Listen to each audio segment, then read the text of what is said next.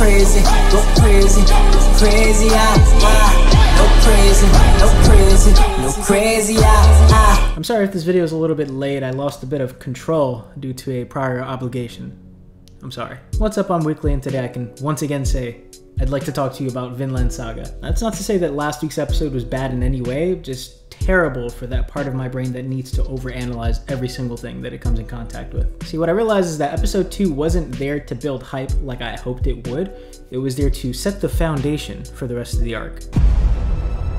Okay, I'm done. At first glance, this episode also doesn't have much going on. I mean, what happened really? Thorvin wakes up from a bad dream and Einar has a quick chat with Arnheid, Ketil's personal maid, before they're both summoned to die for the sole purpose of boosting Olmar's confidence. At first, Einar's chosen to be the sacrificial lamb, but then Thorvin volunteers as tribute. The most exciting thing to happen is we get an ad for Mike Bites. But it's not about the events per se, it's about the weight that they put on these characters, the sheer scale of their actions that move this story forward. Oh, we're also covering more ground now. So if you take a quick look here at my calculations, as you can see from my charts, we've covered almost 5 chapters this season, with episode 3 covering about 2/3 of that 5th chapter. What? Basically, it means we're moving at a little bit over 1/3 of the pace of season 1, which covered about 16 chapters by its first 4 episodes. So what gives? Again, not much has happened, but it doesn't feel like the pace is as slow as it has been. Well, part of it is obviously, yeah, things are happening now. You know, people are getting cut, people are bleeding.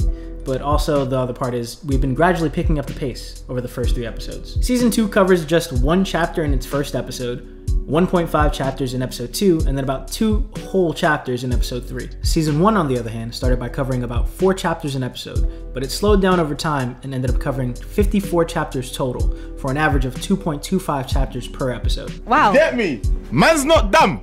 Okay.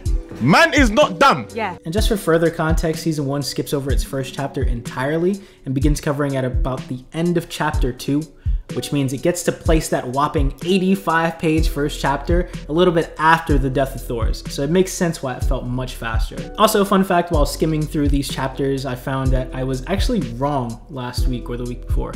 I previously claimed that, you know, the death of Thors was the prologue for the series, but I, found out, was happy to learn that the ending of season 1 was the official ending of the prologue. Although it brings joy to my heart, it does also give me Chainsaw Man flashbacks. So we got 4 new characters this episode, or 4 new introductions to some characters this episode. I've already mentioned Arnheid. I gotta hear it again. Fox and Badger are the 2 pieces of work that drag Olmar out, and then Snake, their leader. I know, you don't gotta tell me. You can see the resemblance. But on a serious note, none of this is cool. I know, very deep, bro, but this idea of carelessly taking life isn't something that's exclusive to this time. Even today, outside of war, you can see people killing just to kill time. And, you don't have to browse the dark web to see proof of that. This is part of the reason why I no longer have Twitter and why I stay the hell away from WorldStar. So when you see characters who treat life like this, you should judge them very harshly. Sure, they're still redeemable because almost everyone is for a time, but they have a long way to go, and you should take note of that. I can already hear you typing away, but everyone in this series kills. Look at the King's old guard. The problem is, they take life with a purpose. I mean, sure, everyone is basically following orders to fulfill their own purpose, but it's still a purpose. Sure, Thorkel's fighting whoever pays him the most, but his end goal is to look for great combatants, and there's like some type of honor there. Askeladd's end goal was just to protect the whales.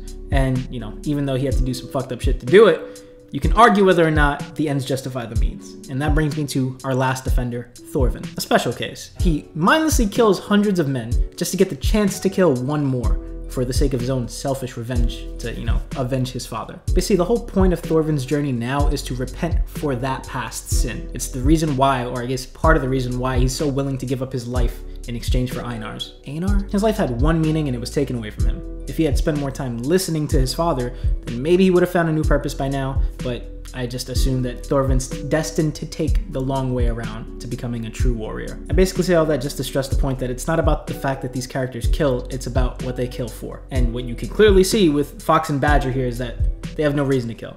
They're killing just to kill time. They don't actually want to help Olmar. They just, like you see in their introduction, they bring him along to drink because they're like, oh, you might be able to you know, entertain us. Like, and this is just continuing that. So the fact he's not even able to go through with it in the end says a lot more about his character. And even though he might not be, you know, the next King Arthur, he's a lot better off than these two. You can see the difference between them and their leader, Snake, because of the way he steps in. It's not just to avoid trouble. That's the obvious reason, right? You don't shit where you eat. You don't kill slaves on the farm that you're working at. He finally steps in because he decides Thorfinn has a life worth saving. By what we get at the end of the episode, it seems like Snake here is supposed to like introduce this idea of being grateful for the life that you have to Thorfinn, or at least serve as his first step in Thorfinn realizing that for himself. Because he's got to climb out of the hole that he's in at some point, right? And that's the end of the episode. Also, side note, I finally watched the opening. I had just been trying not to, but I took the risk of being spoiled, and nothing really happens aside from Canute being in cahoots with Sukuna. Wow, that's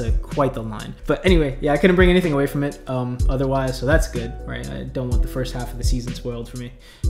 This paths looking realm that they're in, though, pretty sus. I'm just saying, the similarities between Thorfinn and Aaron just grow more and more by the day. Just to list off a few that I've noticed so far, both of them are struggling with the idea of being free or being a slave, or at least Thorfinn's about to be on that path now, or was on that path all along. I don't know. You got these memory panels though, which look very similar.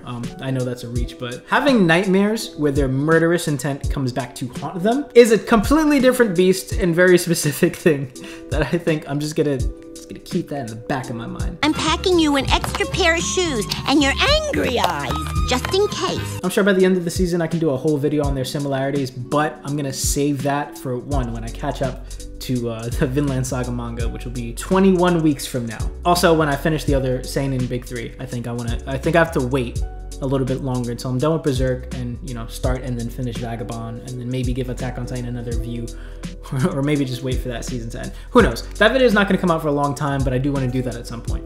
But speaking of videos that will come out at some point soon, we've got a One Piece video. I'm going to put out a One Piece video discussing chapter 1072 by itself, not because I have that many thoughts on it, but because I refuse to cover the bullshit that's happening in My Hero right now, and I can't really call these reviews the big three reviews if I'm excluding one. And, you know, usually I'll cover two or one if the other ones are on break, but yeah, I refuse to do it. But it's also part of my longer term plan, short term still, but longer than a week term plan to transition from just covering these big three to just covering the three main chapters, or my three favorite chapters that, you know, have released on Viz that week. I'm still on the journey of catching up to, you know, all the ongoing shonen, but we'll get there. I also just want an excuse to talk about Spy Family, and since JJK is ending this year and My Hero's in its last arc, yeah, I need to figure out some new stuff to read, and maybe I talk about Chainsaw Man's manga at some point. Maybe I finally read Undead Unluck. My main goal right now is to stay on top of Spy Family, finally finish Sakamoto Days, finish these big three seinen, and then, you know, journey out and see what's going on. Maybe I'll even cover Black Clover. I'm never going to cover Black Clover. No, but this all kind of stemmed from me finally reading Dragon Ball Super and giving Boruto's manga a chance.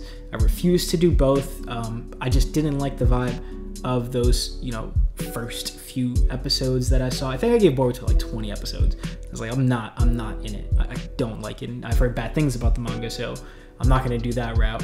But yeah, I've gotten a bit of a perspective shift on that series, so I'm going to go into it again. I'm going to start fresh from the beginning, just read the manga and see if there's like, if I pick up on that new perspective. These perspectives I'm getting from people who actually read it. So I'm like, well, you know, judging by what they say, maybe it is worth the shot here. Dragon Ball Super, I just know. I've avoided that because of the whole bullshit, like all the things that were happening in the Tournament of Power saga, and, you know, the way that Trunks beat whatever, yada yada yada. All the major complaints that you saw early on in Dragon Ball Super, I took those and used that as an excuse to not watch at all. But I read a chapter of the manga the other day and I was like, yo, this ain't that bad. This is fun to read. This isn't, you know, 5D chess like, you know, the end of the One Piece saga is turning out to be, but, you know, it is fun, and I can review fun for fun, because I'm not doing it for money. Anyway, that's all from me. Yeah, I'm pretty sure. Yeah, it's everything. That's all of my notes there. Yeah, in the meantime, I will see you very soon. You be safe out there, and oh yeah, have a great day. Bye.